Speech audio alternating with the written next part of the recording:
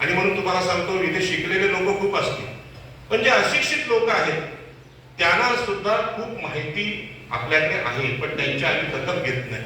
आणि म्हणून निरीक्षणातून मी जे शिकलो त्यामध्ये सगळ्यात महत्वाची गोष्ट मला कळली की ह्या आगरी कोळी ओबीसी बांधवांना जर भगवान बुद्धाच्या वाटेवर आणायचं असेल तर त्यांच्यामध्ये असलेले अनुभव, त्यांच्यामध्ये असलेलं ज्ञान याची नोंद सुद्धा आम्ही घेतली पाहिजे. आणि म्हणून कल्याण, ठाणे, रायगड, पालघर ही जी भूमी आहे, ही जमीन आहे, या जमिनीबद्दल मला रायगडच्या गॅजेटमध्ये पुरावे भेटले. आणि ते पुरावे असे होते की ही भगवान बुद्धांची भूमी आहे, अनेक लोक इथून अनंत झालेले आहेत, हे सगळे संदर्भ भेटले.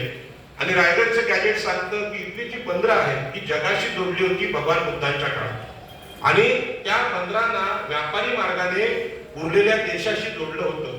म्हणजे आम्ही कारल्याला जातो ही कोणतीही अंधश्रद्धा नाही, तो तत्कालीन व्यापारी महामार्ग होता. त्या व्यापारी महामार्गावर आम्ही लोक जायचो, कारण आम्ही आंतरराष्ट्रीय व्यापारी होतो. आज आम्ही जरी रिक्षा चालवत असलो तरी ती गुलामी आणलेली ही ह्या व्यवस्थेने आणली. आम्ही रिक्षा चालवणारे नव्हतो. आम्ही छत्रपती शिवाजी महाराजांच्या काळात सुद्धा आरमाराचे प्रमुख होतो. पोर्तुगीज आणि इंग्रजांना थांब सांगणारे, समुद्रात बुडवणारे लोक आम्ही होतो. पण या मनुवादी व्यवस्थेने आज या रस्त्याची जशी वाट लावली, येताना आपल्याला वेळ लागतोय. म्हणजे विनाकारण ते ब्रिज बांधले, ते मेट्रो सगळी नाटक आहेत, पैसे खाण्याचे प्रकार आहेत. जसं इथे हे 500 कोटीचा ब्रिज झालेला आहे, त्याला काहीही अर्थ नाही. जर तुम्हाला करायचं होतं तर लँड ॲक्विजिशन कायद्याने करायला पावतं. कुळ कायद्यानुसार हे जमिनीचे मालक बुद्धभूमी आहे याची नोंद तुम्ही घ्यायला पावती. म्हणजे यामध्ये विकासाचा हेतूच नाही, लुटीचा हेतू आहे. आणि म्हणूनच हा सगळ्याचा अभ्यास करून माझ्या लक्षात आलं असाल की शाळेत न गेलेले लोक सुद्धा बरेच ज्ञानाचे माहितीगार असतात.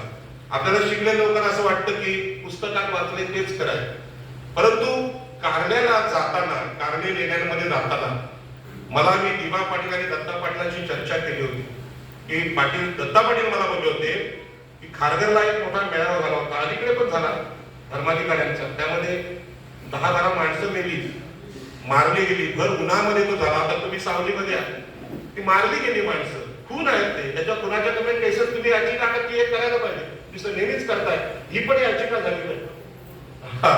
तर या उन्हामुळे आणि ह्या ब्रिजेसमुळे आपली माणसं मरतायत, हे दुःख आम्ही पाहिलं पाहिजे. मला सांगायचा मुद्दा असा आहे की कारण्याला आम्ही जायचो तर कारण्याला आम्ही तिकडे पुण्याकडे का जातोय, आणि ती बौद्ध लेणी आहे, त्या बौद्ध लेण्यांमध्ये जायचा आमचा संबंध काय? त्या बौद्ध लेण्यामध्ये कारण्याला एक गोल स्तूप आहे, त्याला गोल फेरी मारायची. तहानी बाळ आहे, त्याला टोपलीमध्ये घ्यायचं, त्याला फेरी मारून त्यांचं जावळ काढण्याचा एक विधी तिथे होता. म्हणजे आता आपल्या काही लेणी अभ्यासकांनी तो बंद केला. तर त्यांना असं वाटलं की हे काहीतरी हिंदूकरण आहे. ते हिंदूकरण नाहीये. लोक जायचे, डोक्यावरचे केस काढायचे, ब्राह्मण जशी शेंडी ठेवतात ती शेंडी ठेवली जात नाही, पूर्ण डोक्यावरचे केस काढायचे. आणि आपल्या बौद्ध साहित्यामध्ये त्याला विधी, श्रावणेर विधी असं नाव आहे. परंतु ते आगरी कोणाला कोण सांगणार? पण ते लेण्यांमध्ये जात होते. 2500 वर्षापासून त्यांचं जाणं आहे, म्हणजे लेणी बांधलेल्या पासून जाणं आहे. आणि ह्याचा मला अभ्यास केल्यानंतर, त्याला संदर्भ भेटल्यानंतर माझ्या लक्षात आलं की आमच्या लोकांमध्ये भगवान बुद्धांनी पेरलेले सद्गुण अजूनही आहे. आणि त्यामध्ये सगळ्यात मोठा सद्गुण आहे, इथली स्त्री स्वतंत्र आहे. ती लग्नामध्ये हुंडा घेत नाही, लग्नविधी महिला करते, अर्थसत्ता महिलांकडे आहे. आणि आजही तुम्ही घरामध्ये गेला तर महिलांचा आवाज आमच्या मोठा आहे पुरुषांपेक्षा. पुरुषांपेक्षा आवाज मोठा आहे महिलांचा. मच्छी मार्केटमध्ये महिलांचा आवाज मोठा आहे. आणि बाकीच्या ठिकाणी आजीचा डोक्यावर पदर घेतलाय, आमच्या महिलांना डोक्यावर पदर घ्यायला लागत नाही. ते ऊन लागत नाही म्हणून, ऊन लागू नये म्हणून तो पदर नाहीये. स्त्रीला लपवून ठेवण्यासाठी, जसं मुस्लिम समाजामध्ये बुरखा घालतात तशा प्रकारचा तो प्रकार आहे, तशी इथली स्त्री स्वतंत्र आहे. आणि म्हणून हे स्त्री स्वातंत्र्य आहे. स्त्रीच्या जन्माचं इथे स्वागत होतं, स्त्री प्रधान त्या कोळीवाड्यात होत नाही. हे सगळं मी बघितलं तेव्हा माझ्या लक्षात आलं की बाबासाहेबांनी सांगितली स्त्री पुरुष समानता इथल्या कोळीवाड्यामध्ये, आगरवाड्यामध्ये आहे. आणि म्हणून नैतिक मूल्य, जीवन मूल्य म्हणून मी बौद्ध धर्माचा विचार करायला लागलो. अनेक लोकांना असं वाटतं काय आम्ही बाबासाहेबांनी देवी देवता सोडल्या, तुम्ही आता पुन्हा कशाला आणता? अरे आपल्या आईने ज्याने मला जन्म दिला त्या आईला देवतेपेक्षा मान देणं ह्यामध्ये चूक आहे का? काय काही चूक नाही. आपल्या आईला आपण सन्मान दिला पाहिजे. बाबासाहेबांच्या आईला दिला पाहिजे, भगवान बुद्धांच्या आईला दिला पाहिजे. त्यांनी त्यांना जन्म दिलेला आहे. या अर्थाने मी आई एकविरेकडे पाहू लागलो आणि मग एकविरा शब्दाचा अर्थ मी शोधू लागलो. पांडुरंग बळकवडे नावाचे इतिहासकार आहेत पुण्यामध्ये. त्यांनी सांगितलं एकविरा ही बुद्धाची आई नाही तर परशुरामाची आई. विद्यार्थ्यांना ज्या परशुरामाने वडिलांच्या आज्ञेवरून आईचं मुलकं छाटलं तो आगरी कोळ्यांचा आदर्श होऊच शकत नाही.